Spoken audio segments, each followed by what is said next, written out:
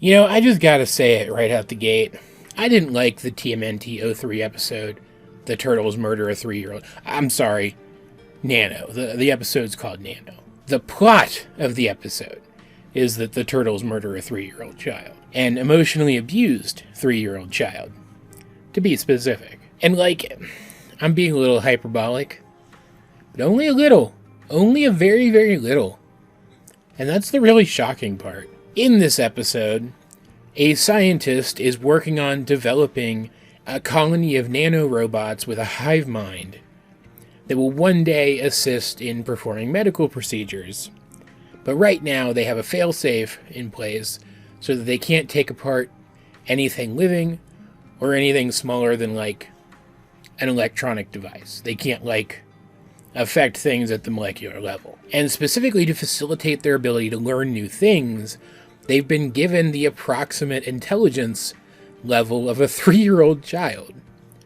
And we see this manifest when they're tested in their ability to take apart machines and put them back together. But instead they build a body out of those machines and then try to waddle up to the scientist working on them as if she's their mother, and she instead is disgusted with them, talks about how she thought this flaw had been fixed, and then zaps them and then leaves.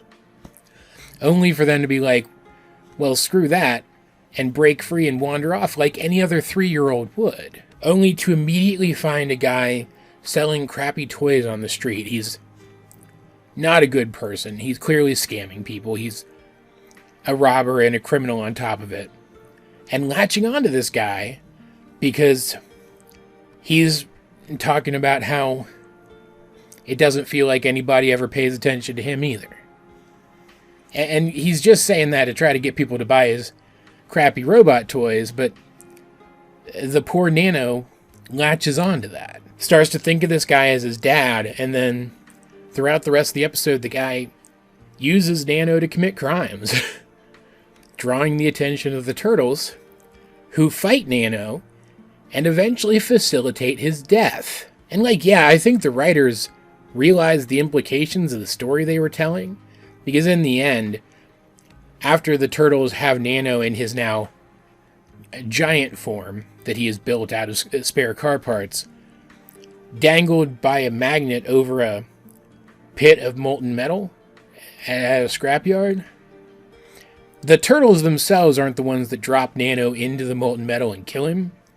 They have the guy, whose name I don't even know. I don't even remember if we were told this guy's name, but I don't care either, and I'll talk about that in a minute. They have him accidentally drop Nano into this fiery death trap and murder him while trying to free him from the magnet. And then feel remorseful about what he did, although it's unclear whether or not he actually feels that way because he lost his meal ticket or because he really does care about the child he was exploiting. A being that he even acknowledged was like a child. He likened it to a child and still used it. And the Turtles liken it to a child and still are like, oh, well, too bad it's dangerous. We gotta kill it.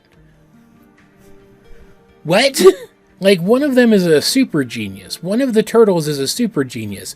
Are you telling me he couldn't figure out how to turn them off without killing them? What? He even gets a sample of them to work on at one point. Like, come on, man.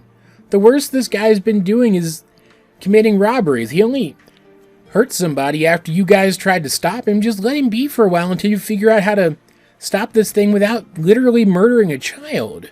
On top of that, this is the episode where April and Casey meet each other, and there's an obvious attraction there, but he's the brutish, traditionally masculine, manly man, and she's the capable and self-sufficient feminist type, so obviously they clash in all of the same ways that those character archetypes have ever clashed before in anything, and it just felt very pat in one note. Like, there wasn't much to it here.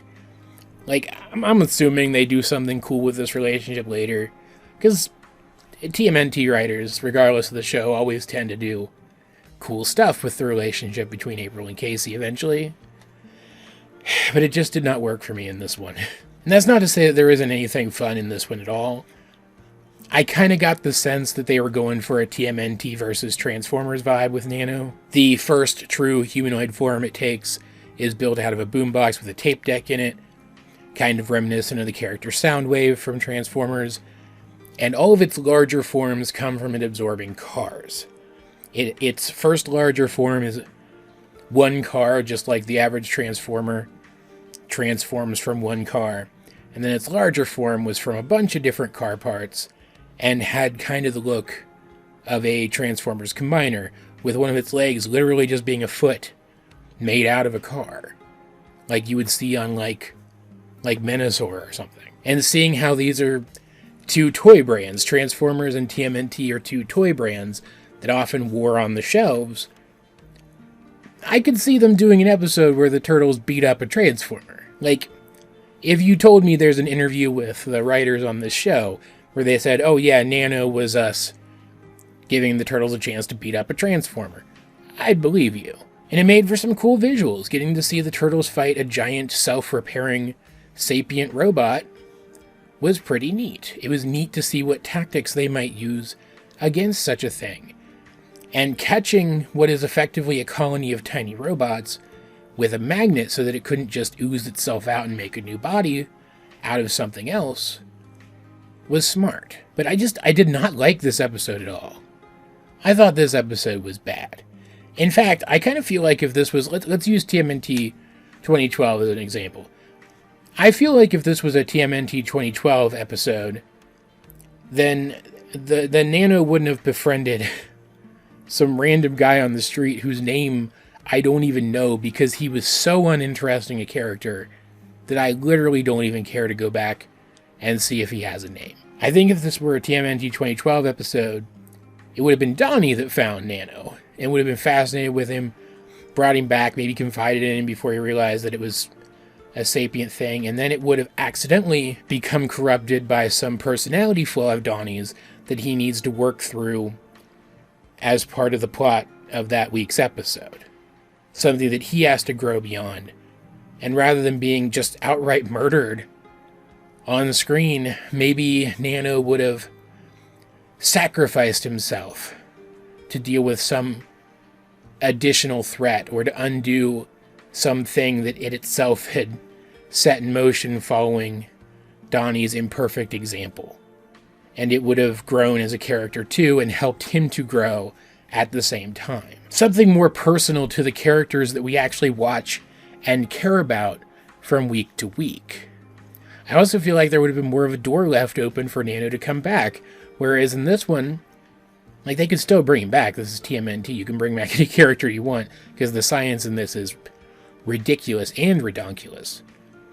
But, like, it felt pretty final. It felt like, at least as of the end of this episode, there was no intention to bring this character back ever. It could have been so much more. And I don't feel like I'll ever remember this episode going forward. I think 2 episodes from now, I'll have forgotten this one ever existed. Partially because I just think the moral implications of it are so bad, my brain will not want to retain it. Like, I'm not calling out the show or anything. I'm not calling for you guys to cancel TMNT 03 or anything. But I do feel like they should have done better with this. It should have been way more nuanced than it actually was. All of that said, though, if you guys have seen the TMNT 03 episode Nano, what did you think of it? Let's get a discussion going in the comment section down below. Especially if you liked this episode. I want to know why. I'm very curious about that. While you're down there, though, you might as well like the video, share it with anyone else who you think would enjoy my content, subscribe. If you haven't, you can also check out links to my various social medias, as well as many ways you can help out the channel.